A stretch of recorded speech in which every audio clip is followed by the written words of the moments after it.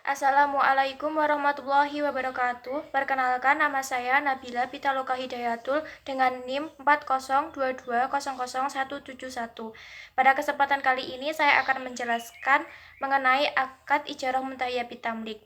Apa itu akad ijarah muntahiyyah bitamlik? Akad ijarah muntahiyyah bitamlik merupakan akad sewa menyewa antara pihak pemberi sewa muajir dengan pihak penyewa mustajir, di mana ketika akad tersebut berakhir dilakukan pemindahan hak milik barang dengan akad jual beli maupun akad hibah. Lalu, bagaimana skema yang dilakukan pada pembiayaan akad ijarah muntahiyyah bitamlik? Berikut penjelasan mengenai skema pembiayaan akad ijarah muntahiyyah bitamlik. Skema pembiayaan pada akad ijarah muntahiyyah bitamlik adalah sebagai berikut. Yang pertama, Bank Syariah dan nasabah melakukan negosiasi dan perjanjian dengan akad ijarah muntahiyyah bitamlik. Dalam negosiasi dan perjanjian ini dijelaskan dan disepakati beberapa hal, antara lain yaitu objek sewa. Pada objek sewa ditentukan barang apa yang dibutuhkan oleh nasabah yang nantinya akan digunakan untuk menunjang usahanya. Kemudian ditentukan mengenai rencana pembiayaan, meliputi besaran pembiayaan yang dibutuhkan oleh nasabah, dan juga ditentukan besaran biaya dan angsuran yang dapat dilakukan oleh nasabah di setiap kali waktu angsurannya, dan juga ditentukan berapa lama jangka waktu sewa.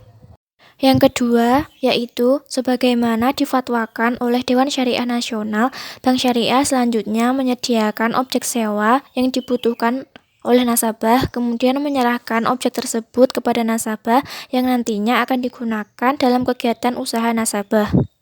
Yang ketiga, nasabah menggunakan objek yang disewakan oleh Bank Syariah sebagaimana yang telah disepakati dalam kontrak. Selama penggunaan objek sewa, nasabah menjaga dan menanggung biaya pemeliharaan barang yang disewa sesuai dengan kesepakatan di awal akad. Yang keempat, setelah menerima objek sewa, maka nasabah akan mulai melaksanakan pembayaran atas biaya sewa dan angsuran pembiayaan selama jangka waktu sewa yang telah disepakati dalam akad. Yang terakhir, pada transaksi ijarah muntahiyyah bitamlik, apabila masa akad telah selesai, Bank Syariah dapat melakukan pengalihan hak milik barang sewa kepada nasabah.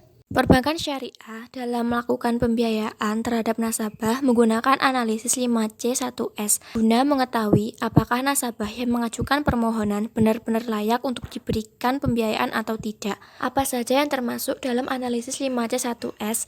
Analisis 5C1S terdiri dari: yang pertama, karakter.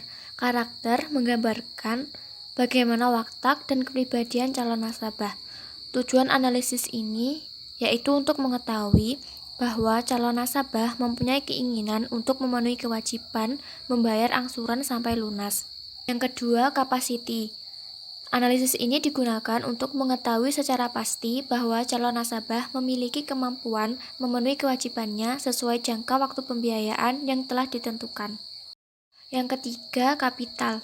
Kapital atau modal merupakan jumlah modal yang dimiliki oleh calon nasabah atau berapa banyak modal yang diikutsertakan calon nasabah dalam pembiayaan.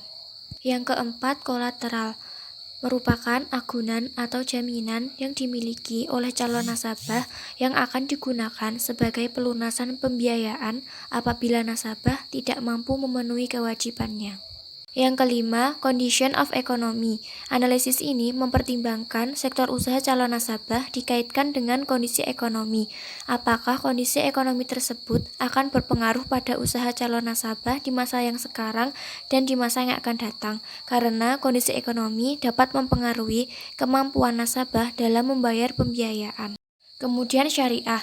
Prinsip syariah diterapkan untuk melihat apakah bidang usaha calon nasabah pembiayaan tidak bertentangan dengan syariah serta mengkaji apakah kebutuhan pembiayaan telah sesuai dengan jenis pembiayaan yang berdasarkan pada prinsip syariah. Pada semester ini kami mempunyai nasabah pembiayaan atas nama Widya Agustin dengan usaha menjual berbagai macam jenis makanan dan minuman.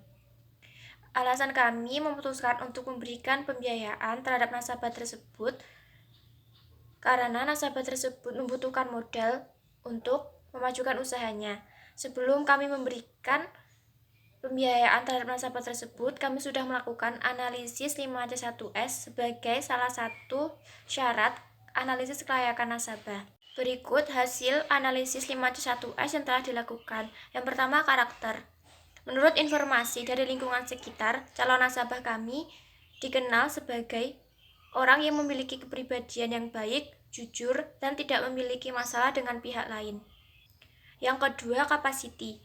Pendapatan atau omset usaha dari calon nasabah kami perharinya yaitu sebesar Rp100.000. Yang ketiga, kapital. Omset dari usaha tersebut sudah cukup memuaskan atau dapat dikatakan sudah balik modal.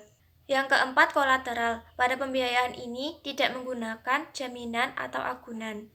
Yang kelima, condition of economy. Status tempat tinggal calon nasabah yaitu milik orang tua. Kondisi ekonomi calon nasabah baik. Yang keenam, syariah.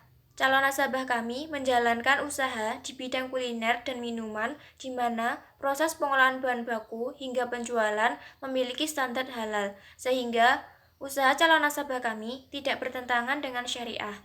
Berdasarkan analisis 5C1S yang telah dilakukan, maka diperoleh bahwa nasabah tersebut memang benar-benar layak dan berhak untuk mendapatkan pembiayaan. Maka kami memutuskan untuk memberikan pembiayaan berupa akad ijarah muntahiyah pitamlik untuk membantu nasabah dalam mengembangkan dan memajukan usahanya. Sekian penjelasan dari saya mengenai akad ijarah muntahiyah pitamlik. Wassalamualaikum warahmatullahi wabarakatuh.